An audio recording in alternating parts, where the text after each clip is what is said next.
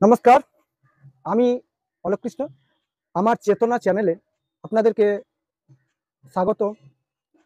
এখন জানাই যে আমরা একজন সাধারণ নাগরিক। আমাদের মধ্যে কোনো রাজনৈতিক দলের স্ট্যাম্প নেই। অতএব সেক্ষেত্রে আমাদের সংবিধানের ১৯ নম্বর ধারায় আমাদের যে বাক স্বাধীনতা আছে বলেন, আন্দোলন করা বা প্রতিবাদ করা অন্যায়ের বিরুদ্ধে, সেটা কিন্তু আমাদের অধিকারের মধ্যে পড়ে।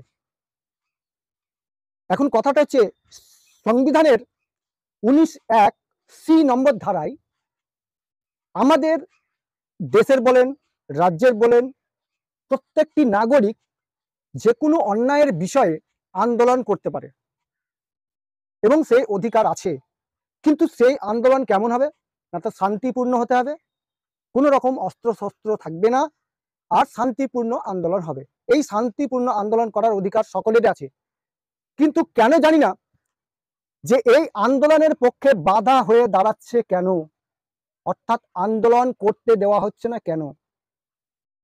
বিভিন্ন প্রকারে আন্দোলনকে বাধা দিচ্ছে এবং যারা আন্দোলন করছে, কোনো যদি সরকারি চাকরির মধ্যে ইনভলভ থাকে বা কোনো প্রতিষ্ঠানের সাথে যদি ইনভলভ থাকে, তারা যদি আন্দোলন করছে, তাদের ক্ষেত্রে হুমকি দেওয়া হচ্ছে, ভয় দেখানো হচ্ছে, যাতে আন্দোলনে না আসে, আন্দোলনে যোগ না দেয়, আন্দোলন না করে।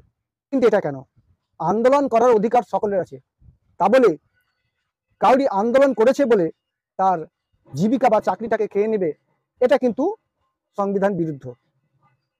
তো আজকের মতো আমার এইটাই কথা যে আপনারা আন্দোলন করুন, আপনাদের অধিকার আছে।